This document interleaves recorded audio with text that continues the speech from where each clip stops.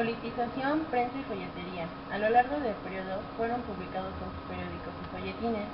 Estos medios de información no solo estaban dirigidos a las élites educativas, sino que también llegaban al público más amplio. Debido a que en México la mayoría de las personas no sabían leer, se empleaban elementos gráficos como las caricaturas y hacia el siglo XIX la historieta. Estos elementos no solo ilustraban los periodos y folletines, sino que mostraban, criticaban o denunciaban de manera clara y directa acontecimientos y procesos políticos, así como las acciones de los grupos y personajes más prominentes de escenas políticas. La libertad de prensa fue una de las principales demandas de los partidarios del liberalismo, quienes lograron que finalmente se incorporara a los preceptos constitucionales en 1857. Durante la reconstrucción de la República, bajo los gobiernos de Benito Juárez y Sebastián Lerdo de Tejada, se vivió uno de los momentos más importantes de la libertad de prensa. Muchos de los periódicos liberales del momento trataron a Porfirio Díaz como un héroe y apoyaron su ascenso al poder, pero cuando se convirtió en dictador, reprimió cualquier manifestación de oposición a su gobierno.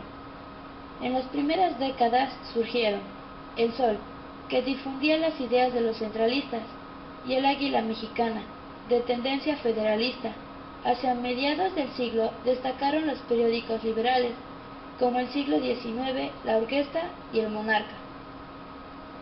En el último cuarto del siglo, durante el Porfiriato, la introducción de nuevas tecnologías permitió el surgimiento de diarios que publicaban miles de ejemplares y que además copiaron la fórmula seguida por el periodismo estadounidense y europeo. Algunos de ellos estaban al servicio del gobierno, como El Imparcial. Esto no impidió que continuaran apareciendo periódicos de impresión mucho más modesta, que atacaban al régimen porfirista. Entre los más importantes estaban El Hijo del Ahuizote, El Monitor Republicano, El Diablito Rojo y El Diario del Hogar.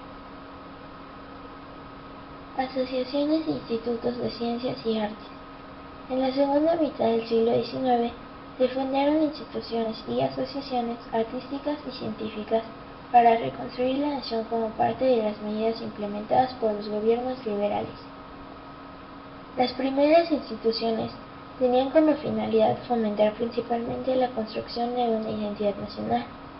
Lo que buscaban las segundas era apoyar el progreso del país y situarlo a la altura de las naciones modernas.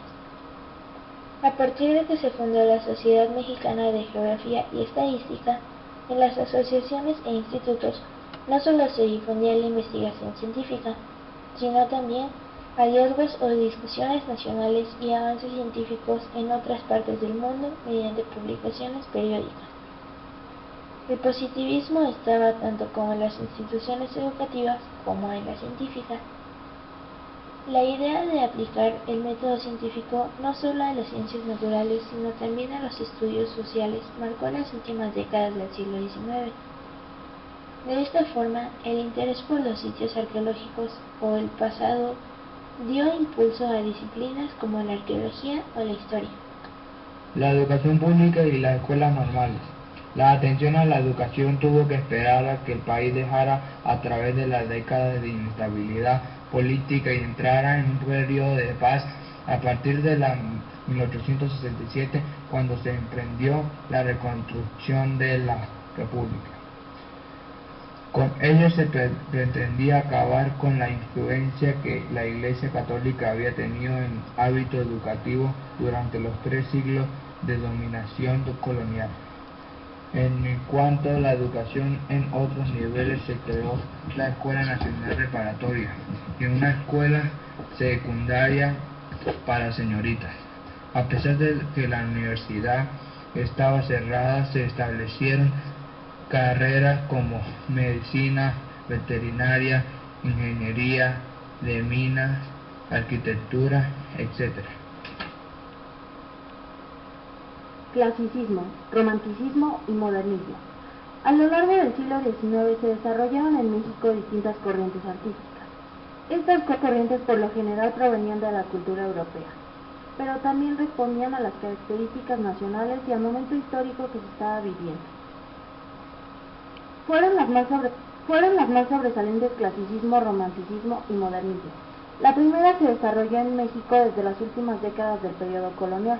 Su presencia más notable se dio en las artes plásticas como arquitectura, pintura y escultura, pero también se apreció en la literatura y música.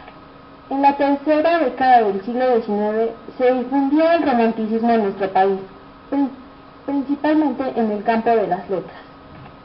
Los románticos, más allá de ceñirse a las reglas académicas, exageraban las cualidades de los objetos que los inspiraban y exaltaban la emoción. Al igual que los románticos europeos, los mexicanos defendían la libertad y se veían a sí mismos luchando en contra de la adversidad. Hacia finales del siglo XIX surgió el modernismo, retomando algunos elementos románticos. En su primera etapa era difícil distinguir a los últimos artistas románticos. Y en la primera generación modernista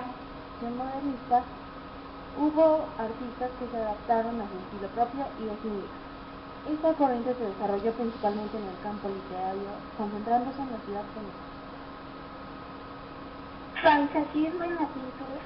Con el auge que configuraba el romanticismo en México, estos temas fueron impulsados y se manifestaron a través de los géneros, el costumbrismo y el paisajismo, tanto en la literatura como en la pintura.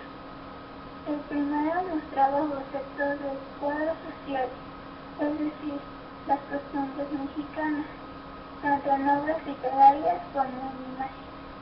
Por su parte, el paisajismo cobró fuerza en el último cuarto del siglo XIX. En este género se destacaban las grandezas naturales de México.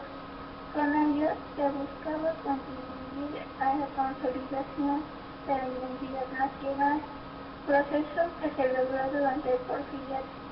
Su principal representante fue el pintor José María Velázquez, quien en su vasta obra dejó a los mexicanos un legado y valores sobre el país durante uno de los periodos más polémicos de su historia. Influencias y modas extranjeras. El arte y la cultura en general recibieron múltiples influencias de otros países, como Francia, pero también adquirieron características propias. La influencia extranjera, tanto en la moda como en las costumbres y las artes, fue determinante en el siglo XIX. En el último cuarto de este siglo, eso se hizo más evidente, principalmente en los centros urbanos y entre los sectores acomodados de la sociedad. Los grandes contrastes que caracterizaron ese periodo se podían observar claramente en el caso de la moda. Los hombres se vestían al estilo inglés, mientras que las mujeres de acuerdo con los dictados franceses. La inestabilidad que se vivió, así como los profundos cambios, influyeron en la manera de pensar de las personas, en su comportamiento y en la forma de expresar sus ideas.